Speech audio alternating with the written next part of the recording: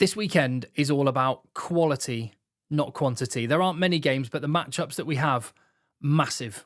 Potentially epic contests in the semi-finals of the Champions Cup. And so many storylines going on around the rugby as well. You've got a final opportunity for players to get themselves on the plane to Australia with the British and Irish Lions selection happening on Thursday next week. And some players that are maybe competing for one spot are going head-to-head. That just adds a really interesting backdrop to proceedings as well. You've got all three leagues represented, and you've got some heavy favourites, some underdogs, some giants going head-to-head. It's got everything, and I just hope that this weekend delivers a spectacle. I mean, I've said before that I'm not going to go over the ground with my issues with the Champions Cup, the format, the fact you can qualify for the knockout stages with just one win, and that means that a lot of players, a lot of teams don't send their best players to away matches. There's not a lot of jeopardy. I'm going to park that to one side for a minute. The final last year, I was there at the Tottenham Stadium. One of the best games of club rugby you will see. I still regard this as the ultimate in club rugby as things currently stand, and I hope that remains the case. A lot of people did say at the start of the season, why don't we just bin off the Champions Cup and just let Toulouse play Leinster? It may well end up being a repeat final. They certainly, coming into the season, look like the two best teams. They are both still there at the semi-final stage.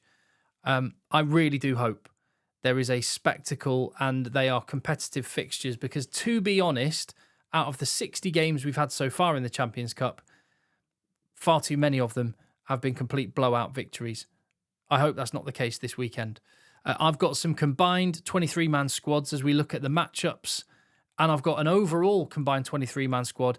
If you could pick one squad out of all four teams that are at the semi-final stage, just to give us a bit of a sense of where the balance of power lies, who's coming into this with form and with pedigree, and let's get into it. Leave me your thoughts in the comments down below. Give the video a thumbs up if you appreciate the content on the channel, and hit subscribe.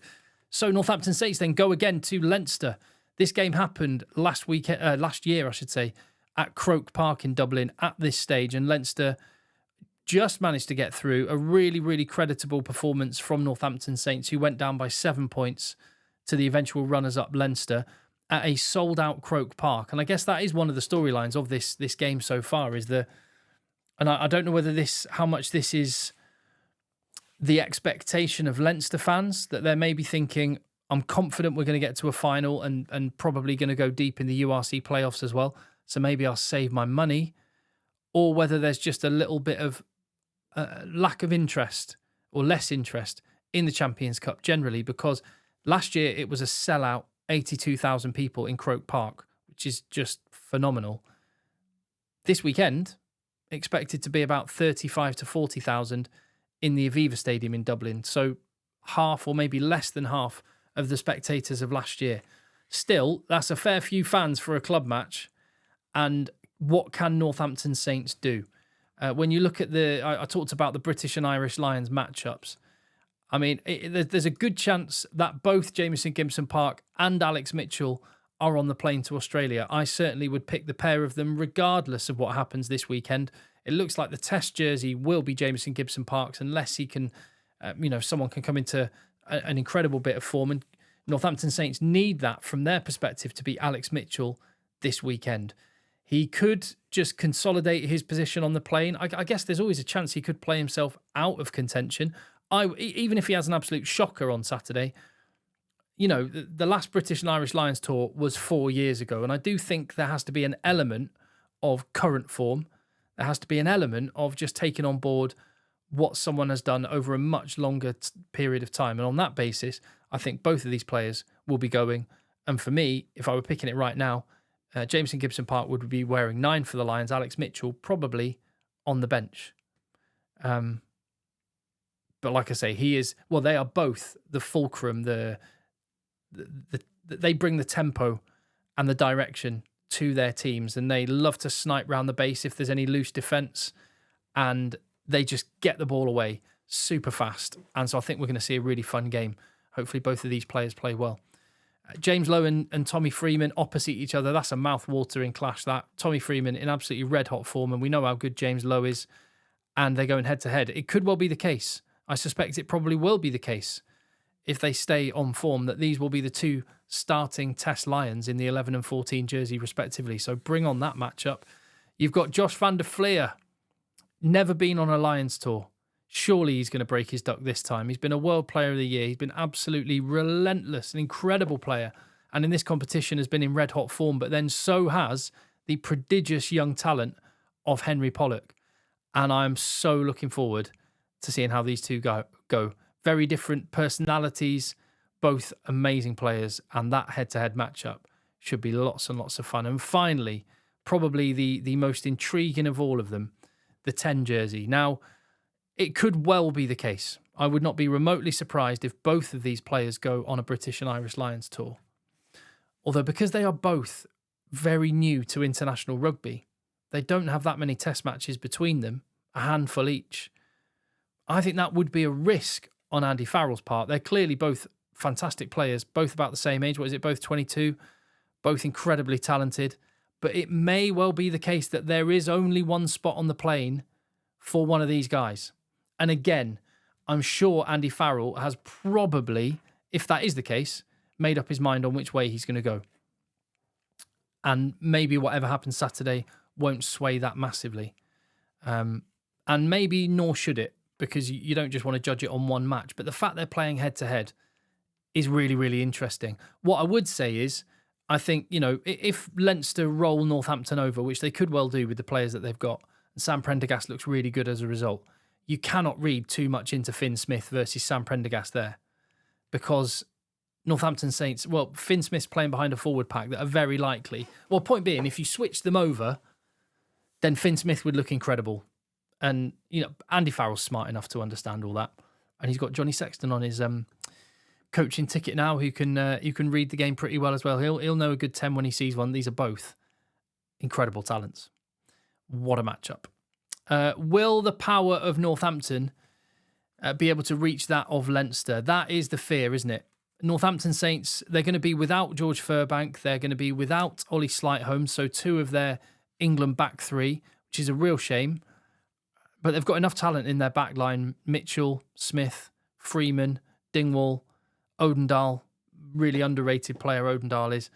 And they've got Hendy on the wing who can do some things too. But can they match him up front? That's the big challenge. And I'm just not sure they're going to be able to. And that is my combined 23-man squad. If you just took all of the players from both sides and you put them into a combined squad, what would you pick? And I think this tells a story that I would pick all 8 Leinstermen in the pack and even a couple on the bench. Yeah, 10 out of 13 forwards I would pick from Leinster. And in the back line, even with the incredible talents of Northampton Saints as an attacking force, I would still pick 5 Leinstermen in the starting lineup and all of the... sorry, that should be Mitchell for Northampton in green on the bench. But yeah, there you go. So what's that? 16? 4, 6, 17 out of the 23 are Leinster. And I do think that tells a story.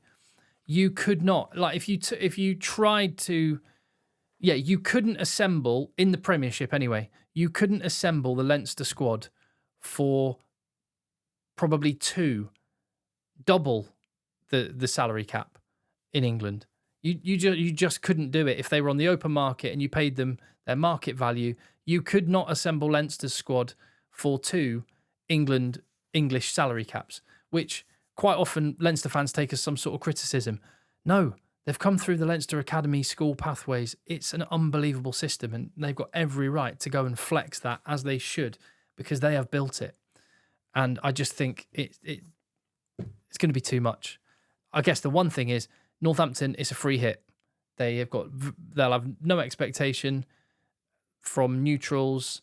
There'll be the pressure on Leinster, who are at home, who are massive favourites, who have got a team stacked full of internationals, and Northampton can just roll the dice, which plays into their skills and talent. I don't see it being a 52-0 like it was against Glasgow. I'd like to think Northampton Saints will definitely get on the scoreboard at least after 2 bagels in the previous 2 rounds. How incredible would that be? And by the way, that what's it called? That just rush defence from Leinster. The D is just incredible. The hive mind in that squad is just unreal at the minute. I see Northampton Saints scoring and disrupting them a little bit, but I do see Leinster winning by 25 points, maybe 30 points. That's the way I see it going. I hope I'm wrong on that. I just hope it is a spectacle. I am fully expecting a spectacle in Bordeaux. This is not going to be a repeat of the top 14 final last June, where it was an absolute beatdown for Toulouse and they just embarrassed Bordeaux. By the way, let me know what you think about the combined team for Leinster Northampton and what you think on the prediction. Let me know in the comments down below. I think far more significant than the game last June, nearly a year ago now, between these two teams. Because I've seen a lot of people writing and talking about the psychological impact of that. I don't buy that. I think that's in the past now. Much more significant is the two games that these two sides played at the weekend just gone, where Toulouse looked really, really good and very, very powerful up against Castres and put them to the sword with quite a lot of players rotated, whereas Bordeaux, with a almost full-strength team, few players out, they looked really bad against La Rochelle. They got massively out-muscled.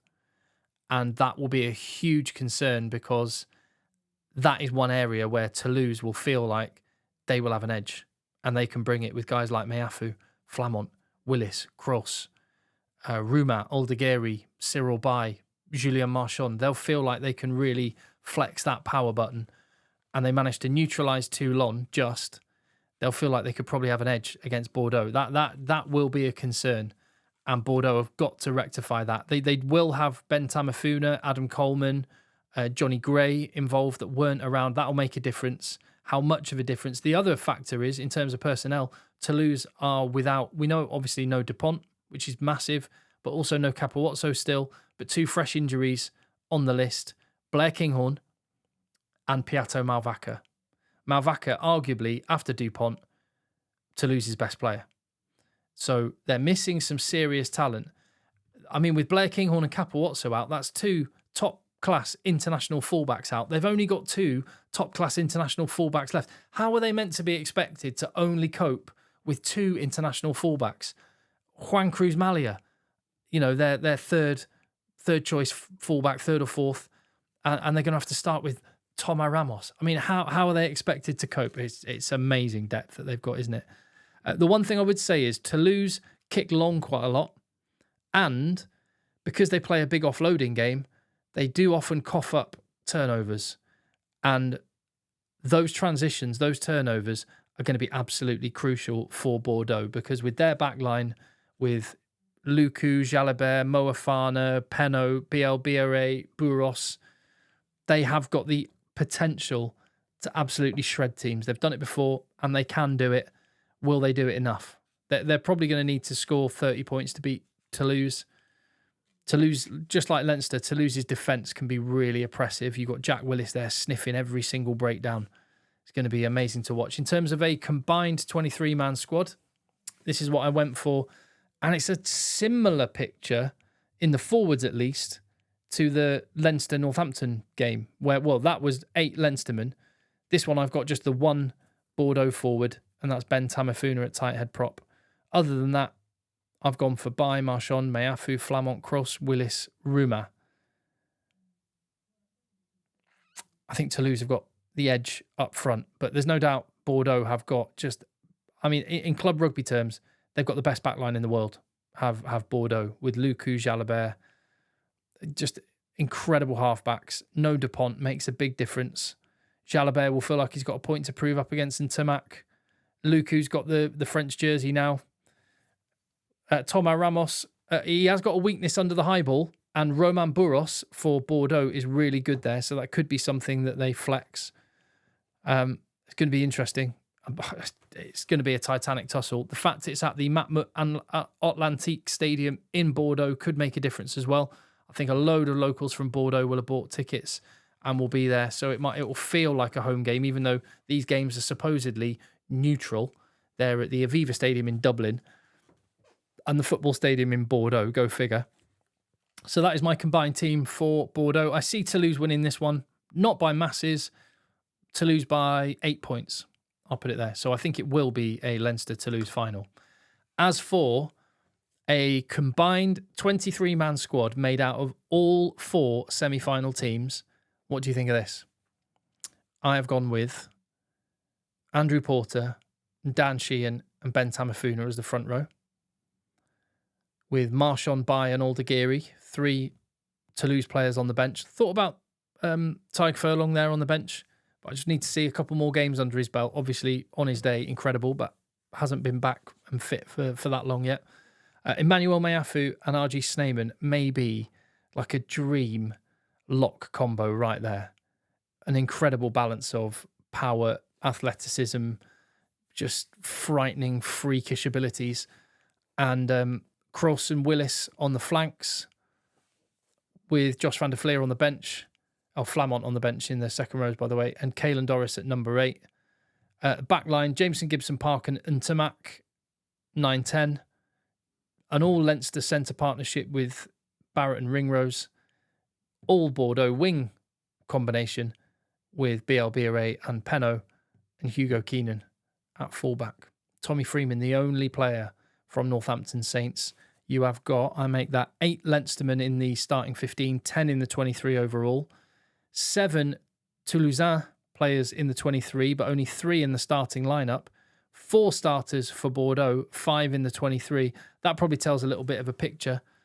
Only 1 Northampton Saints player. Of course, this is just a little fantasy land and isn't going to have any bearing necessarily on the matches, but what it does just speak to is the strength of Leinster in particular, and they're not too far behind of Bordeaux and Toulouse, and whichever one of those French teams comes through will have a shot at trying to upset the Leinster apple cart again. But Leinster won't be getting ahead of themselves. They'll know they've got to go out there and do a job first on Saturday. I'll have loads of content coming in the coming days, over the weekend, and in the aftermath of it as well. So if you appreciate that content, hit subscribe on the channel, give the video a thumbs up and hit subscribe. I'll see you on the next one.